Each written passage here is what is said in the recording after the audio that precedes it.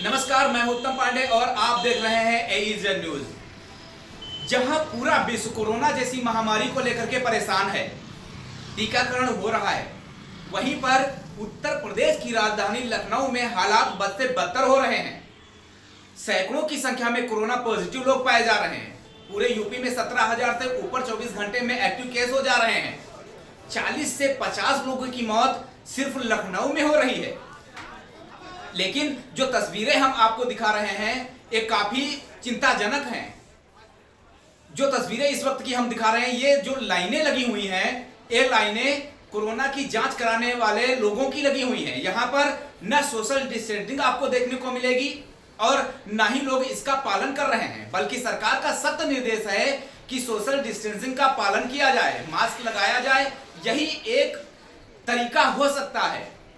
हालांकि वैक्सीनेशन हो रहा है और लोगों को वैक्सीन लगाई जा रही है, लेकिन अब सरकारी अस्पताल की अगर डॉक्टर राम मनोहर लोहिया की हम बात करें तो यहां पर हालात बद से बदतर हो रहे हैं। लोग ध्यान नहीं दे रहे हैं।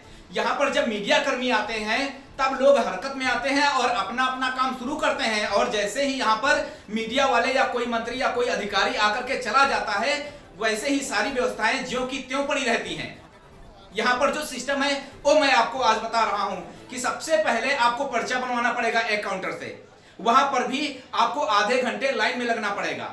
दूसरी जगह पर आप जाएंगे तो वहां पर आपको कोरोना टेस्ट के लिए जो शीशियां मिलती हैं, जो सामग्री मिलती है, वो आपको दी जाती है। वहां पर भी आपको आधे घंटे कम से कम लाइन में लगना पड़ेगा।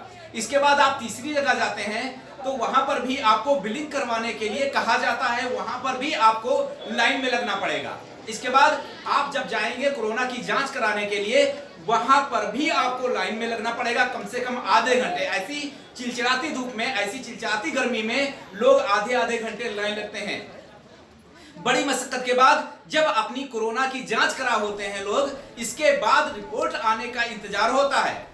24 घंटे बाद उनको रिपोर्ट मिलती है और रिपोर्ट लेने के लिए भी आपको लाइन लगानी पड़ेगी, जहां पर लोग घंटों लाइन में लग करके रिपोर्ट अपनी लेने के लिए घंटों लाइन में लगते हैं। इतनी बड़ी समस्या हो गई यहां की सूबे के मुखिया योगी आदित्यनाथ भी कोरोना पॉजिटिव पाए गए हैं। ट्रेनें बंद हैं, परीक्षाएं टल चुकी हैं और जो चुनाव है वो भी टालने की तैयारी में है। इतनी गंभीर समस्या, लॉकडाउन लग रहा है, लेकिन जो लोग हैं वो सुधरने का नाम नहीं ले रहे हैं। जो अस्पताल के कर्मचारी हैं वो व्यवहार सही से नहीं करते, वहां पर बताते नहीं। कम से कम सैकड़ों गार्ड वहां पर काम करते हैं, लेकिन कोई भी जनता के सहयोग में आगे नहीं आता है। ऐसी व्यवस्था है जबकि इतने ज्यादा केसेस बढ़ रहे हैं, इतनी गंभीर समस्या है, इसका जिम्मेदार कौन है? आखिर जो योगी सरकार के कर्मचारी हैं वो क्यों काम सही नहीं करते, लोगों की सहायता क्यों नहीं करते? ये देखने वाली बात है। चलिए आगे बढ़ते हैं, आपको बताते हैं। डॉक्टर राम मनोहर लोहिया जो जाना माना एक राजधानी का अस्पताल है, जहां पर लगभग सारी सुविधाएं मुहैया हैं। आसपास के जिलों के लोग सरकारी अस्पतालों या प्राइवेट अस्पतालों से केस ट्रांसफर होकर के डॉक्टर राम मनोहर लोहिया में जाते हैं और उनके परिवार वालों की यह उम्मीद होती है कि हम अपने व्यक्ति को या अपने मरीज को वहां पर लेकर जाएंगे और हमारा मरीज ठीक हो जाएगा। परंतु होता इसके विपरीत है। जब वहां पर लोग पहुंचते हैं अपने मरीज को लेकर के और लाइन लगते हैं, इसके बाद वहां के डॉक्टर उनको जवाब दे देते हैं कि यहां पर बेड ही खाली नहीं है। मरीज या फिर नीचे तड़पते रहते हैं या फिर वो बेमौत मारे जाते हैं। अब सब जगह से अगर जवाब हो जाए, छोटे छोटे अस्पतालों से जवाब हो जाए, जब अपने मरीज को लेकर के हम बड़े अस्पताल जाते हैं और वहां पर ये हमको सुनने को मिलता है कि यहां पर बेड खाली नहीं है, तो व्यक्ति को सुबह से अगर इलाज नहीं मिला होगा तो वो बेमौत तो मारा ही जाएगा। लेकिन इस पर न शासन की नजर जाती है, न प्रशासन की नजर जाती है और ना ही कोई बेड की संख्या बढ़ाने की बात करता है। सरकारें बड़ी बड़ी दावा करती हैं, बड़े बड़े दावे करते हैं कि मैंने ये कर दिया, वो कर दिया, वो कर दिया, लेकिन ऐसी बीमारी में बेड कम पड़ रहे हैं। अपनी भैंसा कुंड में अपने मरीजों की, जो कोरोना पॉजिटिव मरीजों की मौत हो गई है, उनको डेड बॉडी जलाने के लिए 8-8 घंटे लाइन में लगना पड़ता है, टोकन लेना पड़ रहा है। ऐसे हालात हो गए हैं, लेकिन लोग सुधरने का नाम ही नहीं ले रहे हैं। हालात बस से बदतर हो रहे हैं, लेकिन इसकी तरफ से कोई ध्यान नहीं देता। चाहे भ्रष्टाचार कह लें या कुछ और कह लें, या जो लोग काम नहीं करना चाहते ये कह लें, एक गंभीर समस्या, बहुत बड़ी गंभीर समस्या है। इस पर विचार करने की आवश्यकता है कि आखिर यहां पर सरकारें इतनी बड़े बड़े दावे करती हैं तो बेडों की संख्या क्यों नहीं बढ़ती। जब व्यक्ति मरीज अपना लेकर के वहां पर पहुंचता है और उसको सुनने ही देता है कि यहां पर बेड खाली नहीं है, तो उसके दिल पर क्या बीतता होगा। उसकी सारी उम्मीदें धरी की धरी रह जाती हैं, लेकिन उसको इलाज नहीं मिल पा रहा है।